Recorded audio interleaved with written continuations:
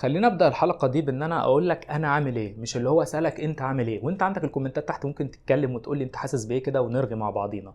بس انا بشكل عام هخش في الموضوع على طول واقول لك ان انا مش حاسس ان انا مبسوط. يعني انا مش مبسوط من اي حاجه، متضايق طول الوقت.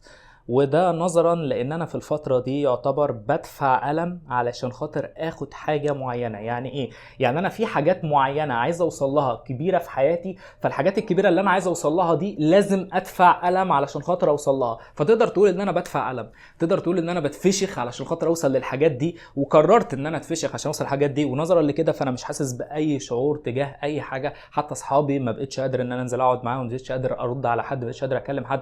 بل بالعكس انا حاسس ان انا طول الوقت عايز اقعد لوحدي علشان خاطر يعني اكمل في مشواري اللي انا ماشيه ده، واكمل في حياتي بالطريقه اللي انا ماشي بيها دي. وعمال اتعب طول الوقت. انا الفتره دي عمال باكل اكل صحي زياده عن اللزوم، اوفر قوي. وفي نفس الوقت لفترات طويله. في نفس الوقت انت بتتدرب في الجيم، بتنزل تفشخ العضله، ده بيعود عليك ان انت بتكتئب لان عضلاتك وجعاك طول الوقت. وده خلاني اكتشف يعني هزليه اي حد بيقول لك اللي هو اي حد تساله مثلا تقول له مثلا انا عايز اعمل جسم حلو، يروح يقول لك مثلا انزل اتدرب. الموضوع مش بس كده.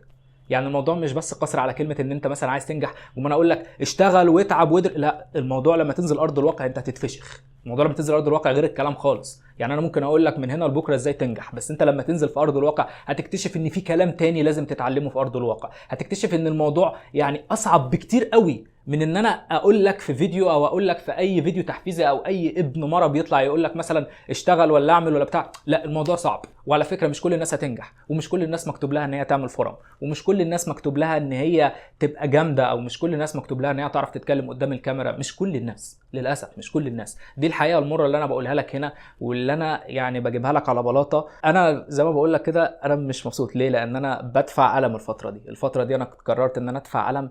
يعني قررت ادفع ثمن احلامي زي ما بتقولوا كده، يعني فاهم؟ قررت ادفع ثمن. قررت مثلا ما اتفرجش على اي حاجه مثلا تسرني او تبوظ الدوبامين في دماغي. وده بيحطك في حالات اكتئاب شديده، لانك انت اصلا كنت مقضيها، كنت خاربها اكل بقى، سكر واكل وخرابيات وبص، ونازل مع اصحابك وخارب الدنيا، وبتخرج مع ناس هنا وتخرج مع بنات هنا ومش عارف، ودي تكسك عليك ودي تكسك عليك. فانا الفتره دي قررت بقى ان انا ادفع ثمن احلامي. فلما جيت ادفع ثمن احلامي انا اكتشفت ان ارض الواقع غير. وده اللي هيخليني بقى اتكلم معاك بقى في بدايه الحلقه.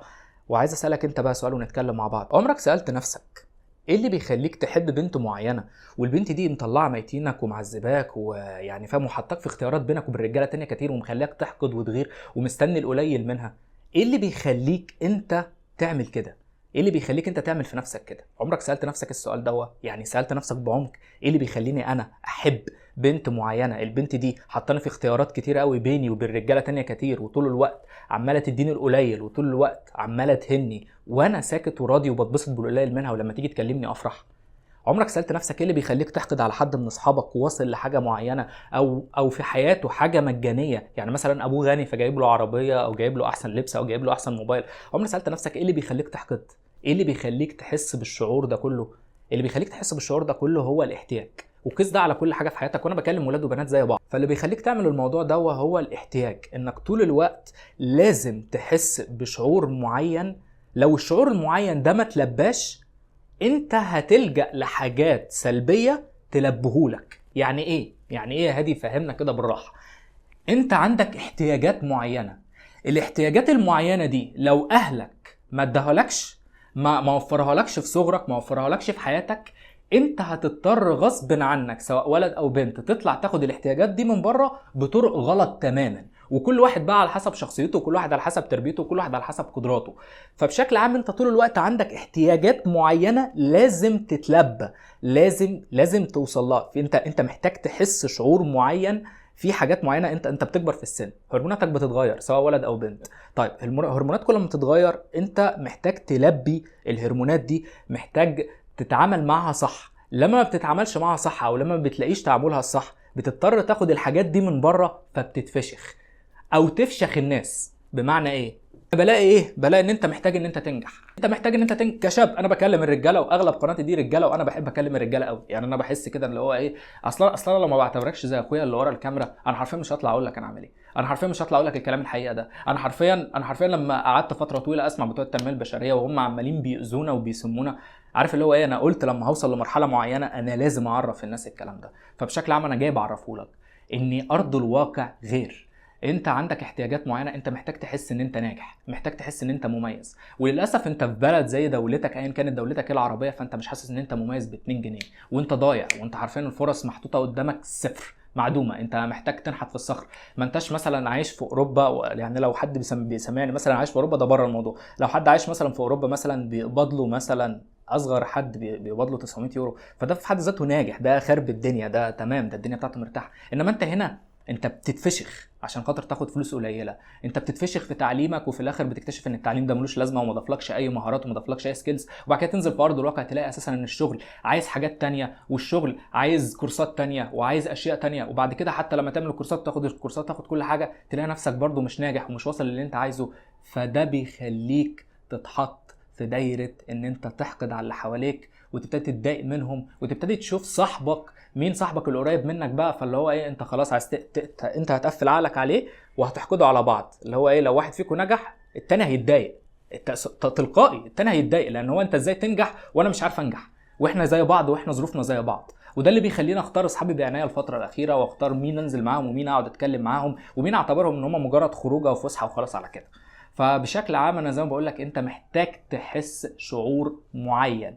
الشعور معين ده هو يعني انت محتاج تحس احاسيس معينه كده، لو ما حسيتهاش انت هتضطر تعمل حاجات سلبيه عشان تحسها، او تعمل حاجات سلبيه علشان خاطر تهرب منها. انت محتاج تحس ان انت ناجح، محتاج تحس ان انت جسمك حلو، محتاج تحس ان انت محبوب من واحده، وانت محتاجه تحس ان انت محبوبه من واحد في سن معين. انت محتاج تحس ان انت مرغوب فيك اجتماعيا ومرغوب في شكلك، وبتقعد مع عيلتك شايفينك كبير. لو ما لقيتش الحاجات دي كلها، انت بتعمل حاجه من الاثنين: يا بتاذي اللي حواليك، اللي هم مين، اقرب ناس ليك، تشوف مين صاحبك كده مصاحب بنت معينه عقلها قاصر وانت احلى منه بحاجات بسيطه، تروح تشقطها، والبنت دي طبعا عقلها قاصر زيك، فتروح برضه توافق وتاذوا الواد صاحبك الغريب. وبتحصل كتير قوي، ان احنا نشوف مثلا اتنين اصحاب بيسببوا على واحده، او بنتين بيسببوا على واد. يعني انت تعرفي صاحبتك على اللي انت بتحبيه، تلاقيها خدته منك. ليه؟ لان هي برضه عندها احتياج، الاحتياج ده هي مش عارفه تلبيه، فبتلجأ لنوع من الانواع السلبيه ان هي بتاذيكي انت.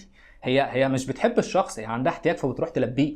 فاهم انا بتكلم في ايه؟ هو ده الاحتياج اللي بيحركك، هو الحاجه اللي بتحركك لكل ده. فدي الطريقه الاولانيه، ان انت بتروح بشكل سلبي، يعني يا اما بتلبي احتياجك بشكل سلبي زي اللي احنا شرحناه ده وقيس ده على كل حاجه في حياتك، يا اما بتهرب منه بقى باوسخ الطرق.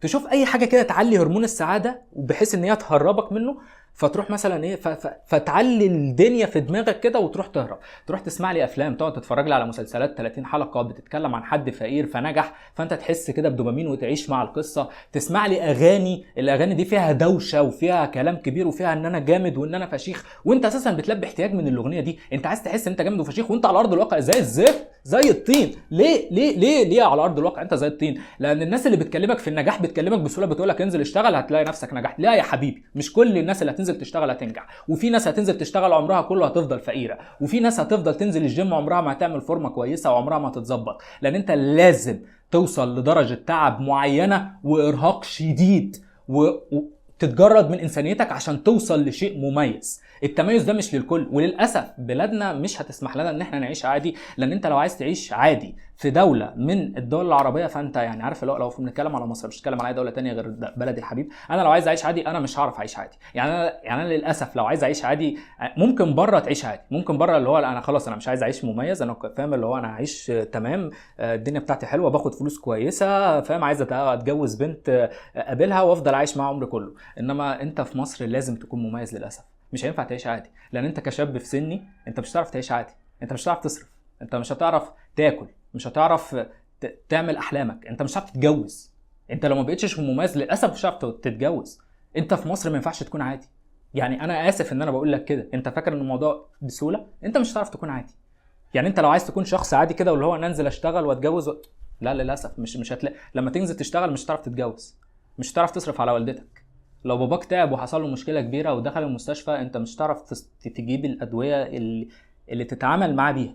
انت لازم تكون مميز. ده وللاسف بتوع التنميه البشريه اللي هو انجح وبتاع، هو ما بيقولكش كده. هو بيقول لنا ان احنا كلنا ناجحين، واحنا مش كلنا مش ناجحين. كلنا مش ناجحين، بس احنا لازم نقف جنب بعض. كلنا كده لازم نقف جنب بعض ولازم نفهم بعض. وانت لما تفهم الدنيا بتاعتك وتفهم عقليتك وتنزل ارض الواقع بالعقليه اللي انا بكلمك بيها، وقتها هتبتدي تنجح، وقتها هتبتدي تشوف بصيص نور. وقتها ربنا هيفتح لك كميه سكك وابواب حلوه قوي.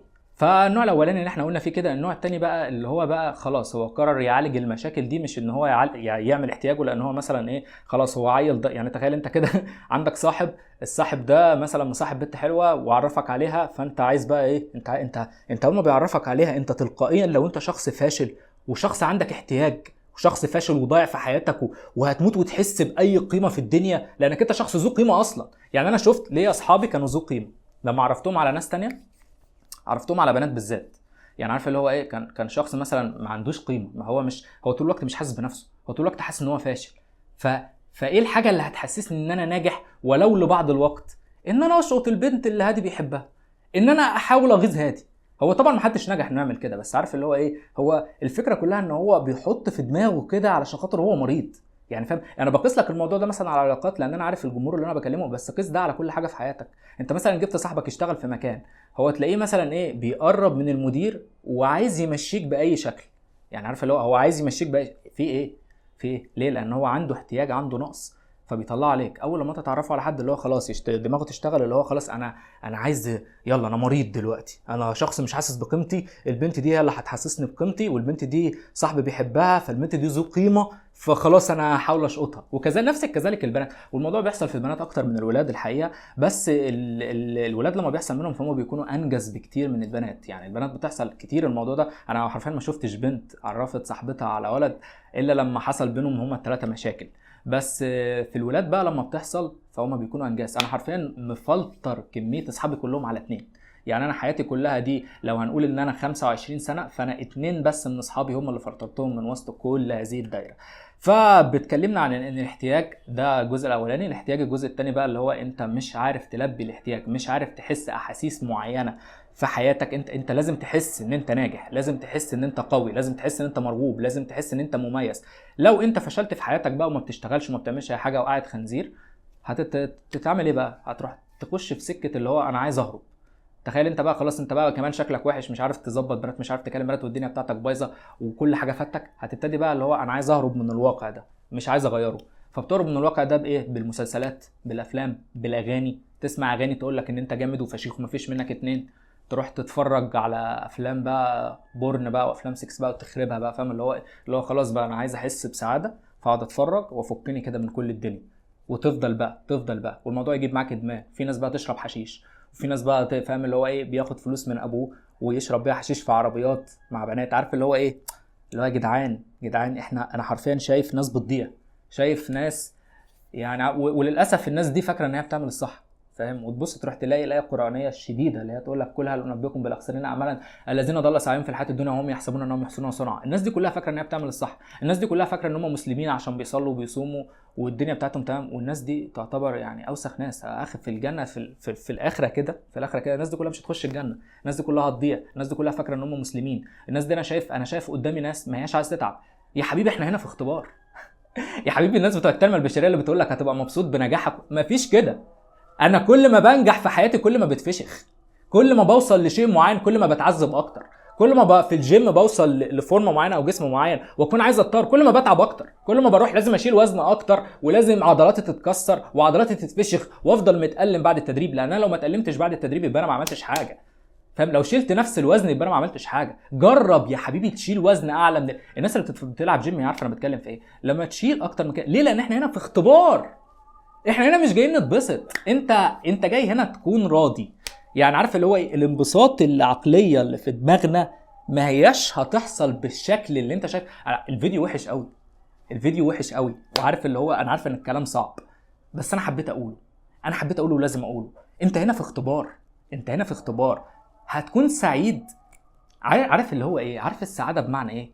مع الله، مع بعد ما تدفع ألم شديد بتكتشف بعدها فترة كده ان انت حصلت على لذة. ليه؟ لان انت كل حاجة انت بتدفع تمنها، ادفع تمن الحلم اللي انت عايز توصل له. اول ما تدفع له وتوصل له ما تفتكرش ان انت هتبقى مبسوط، لانك انت لما توصل له اصلا انت عايز تحافظ على الحلم ده، فلما تحافظ على الحلم ده انت هتتبسط شوية وهتبقى سعيد ومبسوط ان انت وصلت الحتة دي. بس عشان تحافظ على الحلم ده هتبذل مجهود اضعاف مضاعفة من اللي انت اساسا عملت عشان توصل له، فهتفضل برضو تعبان، فعشان كده لما تختار احلامك اختار احلام انت قادر على تحقيقها وقادر تدفع ثمنها يوميا. يا رب الناس تفهم كلامي، انت فاهم انا بتكلم في ايه؟ فالموضوع صعب، احنا هنا في اختبار. فكرة ان انا اوصل لشهرة او نجاح معين وبعد كده هبقى مبسوط، لا. انت لما توصل مثلا لنجاح معين وتبقى مشهور فيه وتبقى حاجة معينة مشهور فيها، انت عشان تحافظ على النجاح ده هتتفشخ اكتر واكتر واكتر من شخص عادي بيبدأ. فانت حياتك كلها هتبقى فشخ، يمكن الشخص العادي مبسوط، فاهم؟ انما انت لا، انت هتتفشخ اكتر واكتر عشان تحافظ على نجاحك، تتفشخ اكتر واكتر عشان تحافظ على المكانه اللي انت وصلت لها وتعلى اكتر وتحافظ على عيالك وتاكلهم وتبقى فعلا راجل. ليه؟ لان احنا هنا في اختبار، دي الحقيقه.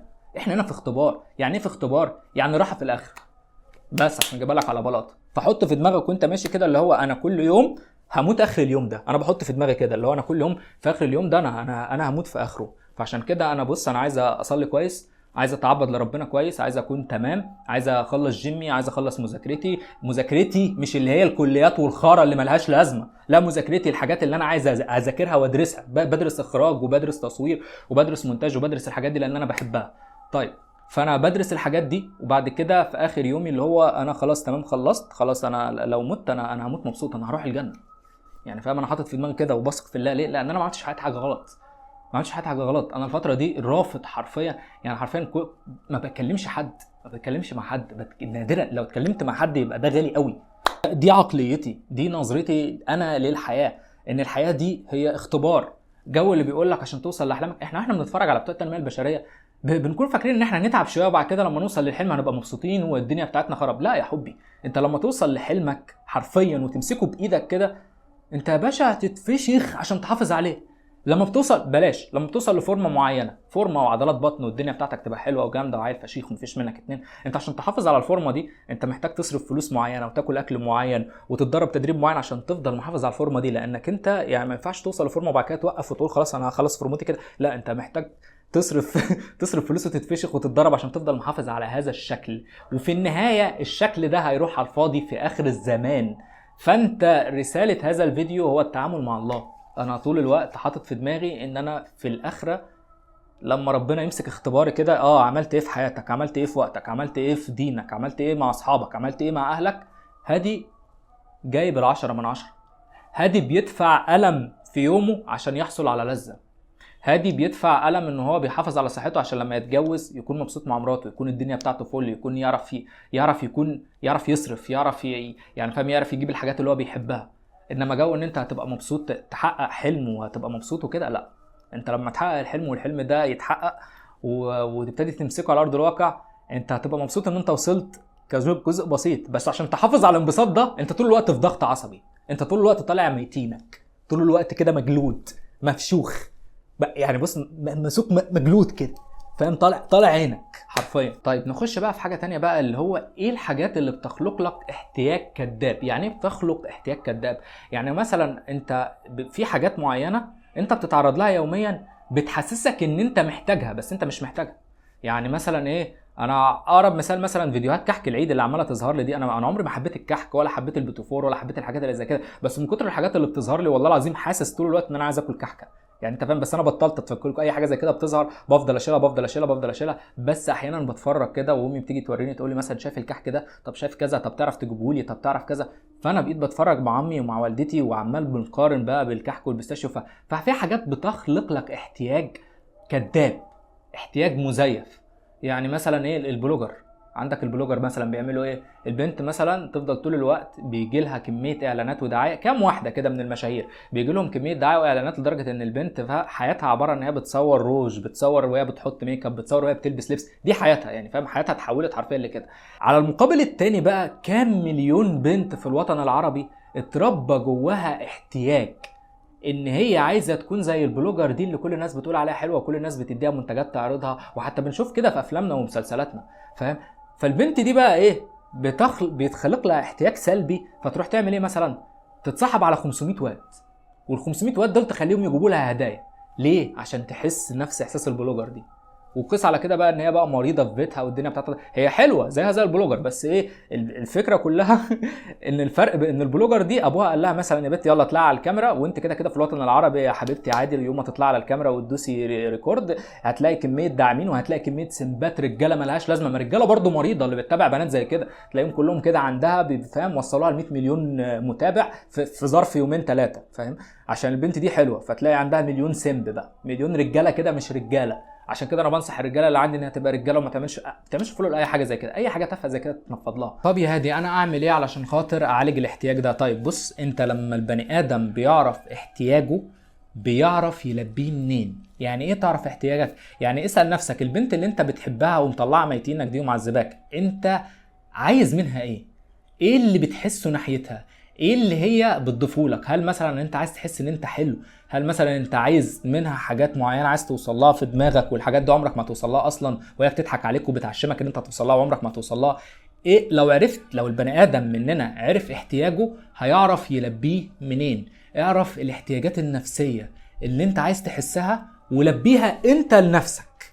في اللحظه اللي هتلبيها انت لنفسك انت هتبقى قوي، انت هتستغني بالله حرفيا، انت هتنزل ارض الواقع دي هتفرمها، هتبقى عارف اولك من اخرك. مش هتلاقي كده في مدير بتنطط عليك، لو مدير اتنطط عليك هتصده لان انت عارف الرزق بالله. لو في اي كلب مدير كلب ملوش اي ثلاثه لازمه اتنطط عليك هتفشخه. لو في اي صاحب سنبب عليك هتغوره في 60 دقيقه وتقول له يلا غور يلا غور، انت ما بتستاهلش تكون صاحبي، ما بتستاهلش تكون مصاحب واحد زيي، لان انا وجودي في حياتك هيفيدك بس انت ما بتستاهلنيش. فاهم انا بتكلم في ايه؟ لما بتعرف احتياجك وبتعرف تلبيه لنفسك انت بعد كده البشر دول بيبقوا بالنسبه لك لا يسوء. بعد كده البشر دول بيبقوا بالنسبه لك اللي هو ايه، تمام انا فل الفل، انا كده كده تمام، انا كده كده مع نفسي حلو، انا كده كده جامد، مش محتاج اي حاجه من اي حد لان انا بلبي احتياجي لنفسي. هل هتوصل للمرحله دي بسهوله؟ لا يا باشا، انت هتنزل ارض الواقع وهيطلع ميتين. انت مش هتبقى في الحاله اللي انا بكلمك عليها دي غير لما تتفشخ، وهتفضل تتفشخ طول عمرك لان انت طول الوقت عندك احتياجات ومحتاج تلبيها لنفسك. وحتى الاحتياجات البسيطه اللي انت بتحتاجها من الناس انت وقتها لما تبتدي انت تلبي احتياجات كتير قوي لنفسك وقتها هتلاقي مليون حد بقى عايزك. ليه بقى؟ لان انت في اللحظه اللي انت بتظبط فيها نفسك وانت بتعمل احتياجات نفسك كلها انت تبقى مش محتاج حد، بس الناس كلها عايزينك. ليه؟ لانك عندك احتياجات كامله. انت بقيت شخص ذو قيمه عاليه، بقيت شخص قوي قوه رهيبه. وخلي بالك من الاحتياجات اللي هي بتزودها لك كذب، يعني فاهم؟ ما تسمعش اغاني بقى بتقول لك انت جامد انت فشيخ.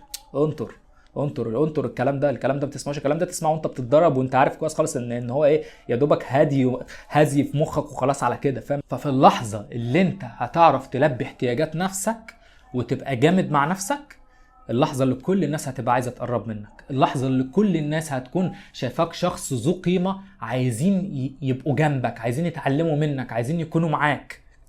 اوصل للمرحله دي وبقى عارف ان انت نازل ارض الواقع، انت هيتسفلت بيك البلاط، اتسفلت، بس انت اللي بتسفلت نفسك، مش بتخلي اي حد تاني هو اللي يسفلتك. لانك انت حرفيا لو ما سفلتش انت نفسك وانت اللي اخترت ان انت تنزل وتتفشخ، حرفيا الناس كلها هتفشخك. حرفيا انت هتوصل لمرحله ان انت تبقى قاعد في البيت حتى لو ما بتعملش اي حاجه، حرفيا انت قاعد تعبان، انت قاعد طول الوقت تتفرج على نسوان عريانه، وقاعد تتفرج طول تاكل اكل غير صحي، وقاعد طول الوقت مقضيها مسلسلات وافلام واغاني والدنيا بتاعتك سداح مداح، وتدور على واحد صاحبك فاشل زيك تنزل تقعدوا مع بعض تولولوا مع بعض، وبعد كده لو ربنا كرمك وعرفت تشوط واحده من على النت ملهاش اي ثلاثه لازمه برضو زيك وضعيفه زيك وواخداك برضو لاحتياجات معينه، انت برضو بعد كل ده هتبقى تعبان. بعد كل ده برضه هتبقى قاعد في البيت مش حاسس بنفسك ومش حاسس بقيمتك وايه القرف اللي انا بعمله ده، وعارف اللي هو ايه، وطول الوقت تعبان وطول الوقت قرفان من نفسك. فانت لازم طالما انت كده كده قرفان يعني طالما انت كده كده قرفان، ليه تاخد الطريق اللي بيوصلك لجهنم؟ ليه ما تاخد الطريق اللي يوصلك للجنه؟ ويعرف طول الوقت ان احنا في اختبار، ويعرف طول الوقت ان انا اي فتره اي وقت انا بتعذب فيه وانا بتعلم، بتعذب فيه وانا بتدرب، بتعذب فيه وانا بشتغل، بتعذب فيه وانا كل يوم بصحى بخطط 1 2 3 وباكل اكل صحي جاف ما فيهوش طعم السكر، وبشرب ميه كتير وافضل اشرب ميه اعرف ان انت بتدفع ألم علشان خاطر تاخد لذة في الآخر، مش في الآخرة، في الآخر. انت لما توصل لأحلامك هتاخد بعض اللذة، هتاخد لذة حلوة، هتبقى مميز، تبقى الدنيا بتاعتك حلوة. ادفع تمن أحلامك قبل ما حد يجي ويسففك التراب يا صاحبي.